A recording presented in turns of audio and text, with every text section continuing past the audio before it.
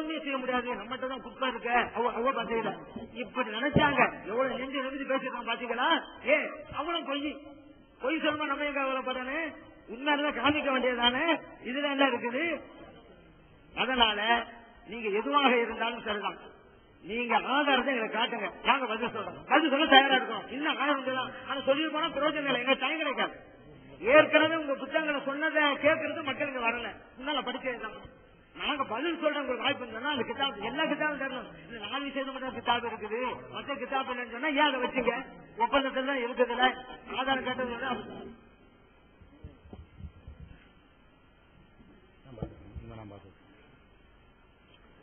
அன்புக்குரிய சகோதரர்களே, அடுத்தபடியாக 9 கேள்வி நாங்க ஒரு கேள்விக்கு சொல்லிவிட்டோம்.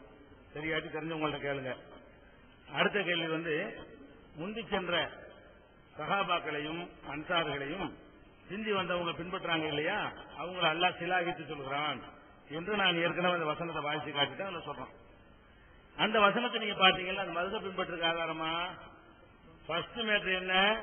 அன்சார்கள் முஹாஜிர்கள்ல முந்தி சென்றவங்களை மூத்தா போயிட்டவங்க அல்லது முந்தி இஸ்லாத்துக்கு முன்னுரிமையில இருக்கிறவங்க, அவங்கள பின்னாடி வந்தவங்க பின்பற்றலாம்ங்கிற ஒரு அர்த்தம் வருது. அதுல கூட அல்லாஹ் என்ன செய்யறான்னு கேட்டா, வல்லதி நத்தபஹும் பிஇஹ்சான், அழகான விஷயத்துல நல்ல விஷயத்துல நல்ல முறையில் அவர்களை பின்பற்ற வேண்டும் சொல்றான்.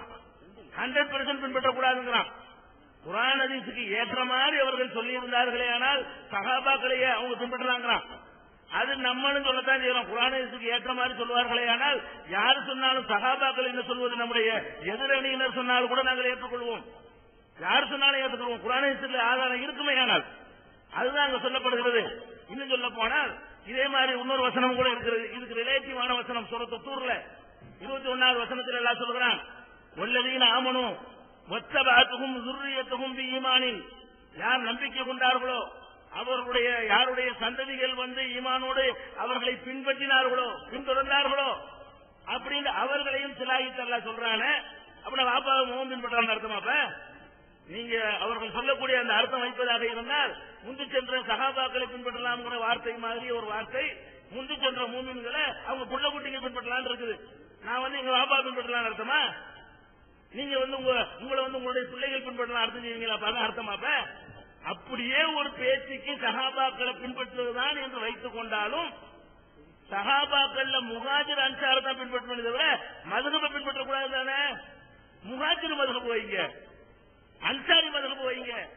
யாரு அல்லாஹ் இவரை பின்பற்றுங்கன்னு சொல்றான், இவரை பின்பற்றுறது ஆதாரமாகுமா? உதாரணத்துக்கு இவரை பின்பற்றுங்கள் அல்லாஹ் சொன்னால் இவரை பின்பற்ற சொல்றாங்க, அதனால இவரை பின்பற்றேன். இது எந்த ஒரு சென்சாவது நமக்கு ஏற்றுக்கிறதா? அப்ப அவர்கள் 2வது ஒரு வசனத்தை எடுத்து வைக்கிறாங்க. அதுக்கு அவங்க மதுஹபை நியாயப்படுத்துறதுக்கு சம்பந்தம் இல்லை, மட்டுமில்ல அதுக்கு எதிராக இருக்குது. முஹாஜிர் அன்சார் தான் அவ்வளவு பெரிய சஹாபாக்கள் எல்லாம் விட்டுட்டு இவங்களை பின்பற்றுவாங்க. யார?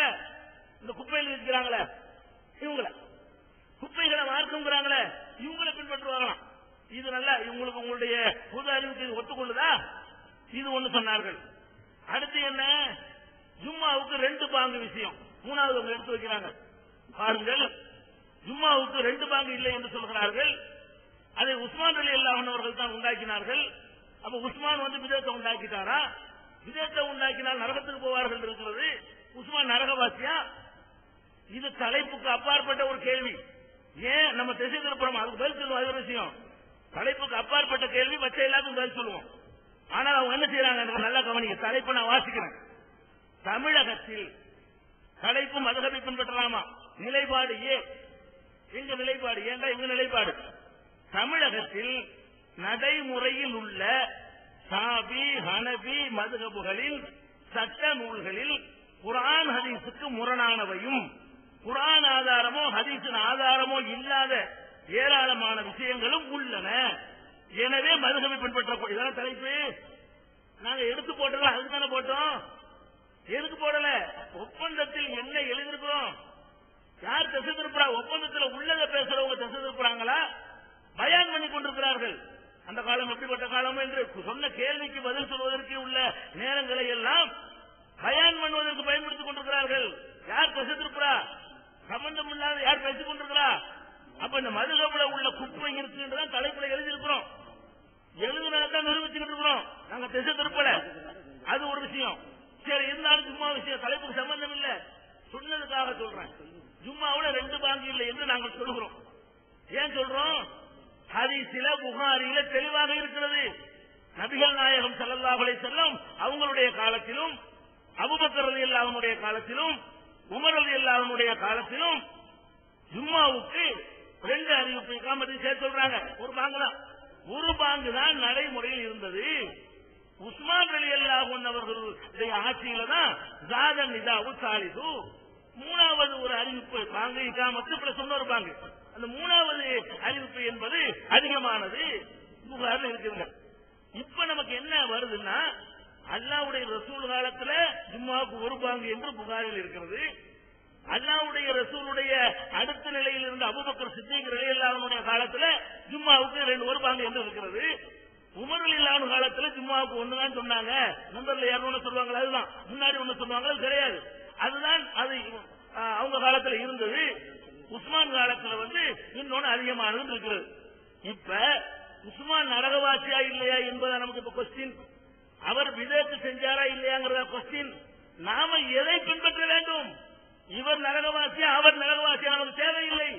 உஸ்மான் ரலியல்லாஹு அன்ஹு அவர்கள் இது ரசூலுல்லாஹ் சொல்லாத ஒன்றை செய்திருப்பார்களே, ஆனால் அவர்கள் செய்த நல்லறம், அவர்கள் செய்த தியாகம், அவர்களுக்கு சொர்க்கவாசி என்று சொன்ன நற்செய்தி, அவையெல்லாம் அதை மன்னிக்கத்தக்க அளவுக்கு இருக்கும். நமக்கு இருக்குமா? அல்லாஹ்வுடைய அல்லாஹ்வுடைய ரசூல் இதை செஞ்சாங்க, உஸ்மான் ரலியல்லாஹு இதை செஞ்சாங்கன்னா உஸ்மானுக்கு முக்கியத்துவம் கொடுக்கக்கூடிய நாம் ரசூலுக்கு முக்கியத்துவம் கொடுக்கல. ரசூலுல்லாஹ் காலத்துல ஒன்றுதான இருந்துச்சு, ரசூலை முகபத் வைக்க என்ன செய்யணும்? உஸ்மான் ரலியல்லாஹு எதுக்கு வேண்டாலும் செஞ்சுட்டு போனாங்க. ரசூல் ஸல்லல்லாஹு அலைஹி வஸல்லம் எதை அமல்படுத்தினார்களோ அதைத்தான் செய்ய வேண்டும் என்று நாங்கள் சொல்லத்தான் செய்கிறோம். ஜும்மாவுக்கு 2 பாங்கு சொல்வது பிதஅத் என்று தான் சொல்கிறோம். உஸ்மான் நரகவாசியா என்று கேட்டால் அது நாங்கள் சொல்ல மாட்டோம், சொல்லக்கூடாது. ஏன்? மூசா அலைஹிஸ்ஸலாத்து வஸ்ஸலாம் அவர்கள் ஃபிரௌனிடத்தில் போய் சொல்லும் பொழுது, ஏகத்துவத்தை சொல்லும் பொழுது அவன் கேட்டான். என்ன கேட்டான்? ஃபமா பாலுல் குருனில் ஊலா, அப்பனா முந்தி போன ஆட்கள் செஞ்சலாம் என்ன அவன் கேட்கிறான். புதுசா இப்பதான் தௌஹீத சொல்ற, இஸ்லாத்தை சொல்ற, இதுக்கு எத்தனை பேர் இஸ்லாத்தில் இல்லாம போயிட்டாங்களே, உங்க அப்பா மாட்டெல்லாம் போயிட்டாங்களே, எங்க அப்பா மாட்டெல்லாம் போயிட்டாங்களே, அவங்க கெதி என்ன? காபிர்கள் தெளிவா சொல்லலாம். அதுக்கு ரிப்ளை மூசா நபி என்ன சொன்னாங்க தெரியுமா? இல்முஹா இந்த ரப்பி ஃபீ கிதாப் லா யலிலு ரப்பி வலா யன்சா, அது பற்றிய ஞானம் அல்லாஹ்வுக்கு தெரியும். அவர் நரகவாசியா இவர் சொர்க்கத்துக்கு போவாரான்னு நான் சொல்ல மாட்டேன். அது பற்றிய ஞானம் இறைவனுக்கு இருக்கிறது. அவன் தப்பான முடிவு எடுக்க மாட்டான், மறக்கவும் மாட்டான். அந்த மூசா நபி சொன்ன பதிலை தான் நாங்கள் சொல்வோம். உஸ்மான் ரலியல்லாஹு அன்ஹு பற்றி கேட்டீர்களே, ஆனால் அது பற்றிய ஞானம் அல்லாஹ்வுக்கு இருக்கிறது. அதை விட தாண்டி சொல்வோம், சொர்க்கவாசி என்று சொல்வோம். ஏன்? உஸ்மான் ஃபில் ஜன்னா, உஸ்மான் சொர்க்கவாசி என்று நபிகள் நாயகம் ஸல்லல்லாஹு அலைஹி வஸல்லம் அவர்கள் தெளிவான வார்த்தையால் சொன்னார்கள். ஆனால் இந்த செயல் விதத்து தான், அது அல்லாஹ் மன்னிப்பான். நாம ரசூலா உஸ்மானா? உஸ்மான மதிப்போம். நானா உஸ்மான் ஆண்டு வரும்போது உஸ்மான மதிப்போம். இவரா உஸ்மான் ஆண்டு வரும்போது உஸ்மான மதிப்போம். அபு ஹனீஃபாவா உஸ்மான் ஆண்டு வரும்போது உஸ்மான மதிப்போம். அல்லாஹ்வுடைய ரசூலா உஸ்மான் ஆண்டு வரும்போது எங்களுக்கு உஸ்மான் பெருசா, அல்லாஹ்வுடைய ரசூல் சக்கன்னு சொல்லுவீங்களா? இதுதான் எங்களுடைய வாதம். ஜும்மாவுக்கு ஒரு பாங்கு தான் சொல்ல வேண்டும், 2 பாங்கு சொன்னால் குற்றம், ரசூலுல்லாஹ்வுக்கு நேர் எதிரான யுத்தம். இதுதான் எங்க வாதம். அடுத்து என்ன? 3 தலாக். ஒருத்தன் 3க்கு மேல் சொல்லிட்டோம் அவங்க சொன்னதுக்கு. அடுத்து என்ன? 3 தலாக். 3 தலாக்னா என்ன? ஒரு இடத்துல வச்சுக்கிட்டு தலாக் தலாக் தலாக். மதுஹப் கிதாபுகளுடைய சட்டம் என்ன? தலாக் தலாக் தலாக் சொன்னா 3 தலாக்கு முடிந்து விட்டது. 3 தலாக்கான ரிசல்ட் என்ன? திரும்ப அவளை கல்யாணம் பண்ண முடியாது, மீட்ட முடியாது. கல்யாணம் பண்றதா எந்த ஒரு கண்டிஷனோட பண்ண முடியும்? அவன் வேற ஒருத்தனை கட்டி அவன் மண்டையை போட்டு அல்ல அவன் டைவர்ஸ் பண்ணி அதுக்கு பிறகு அவர் சும்மா இருந்தான்னு சொன்னா புதுசா கல்யாணம் பண்ணிக்கலாமே தவிர 3 தலாக்கு நிறைவேறிவிட்டால் மறுபடி சேர்த்துக் கொள்ள இயலாது. 1 தலாக்கு நிறைவேறினால் சேர்த்துக் கொள்ளலாம், 2வது தலாக்கு நிறைவேறினால் குறிப்பிட்ட காலங்களுக்குள் சேர்த்துக் கொள்ளலாம், காலங்கள் கடந்து விட்டால் திருமணம் செய்து கொள்ளலாம். 3வது தலாக்கு டேஞ்சரானது, யூஸ் பண்ணக்கூடாது அப்படிங்கிறதுக்கு இந்த வாய்ப்பு இருக்கிறது.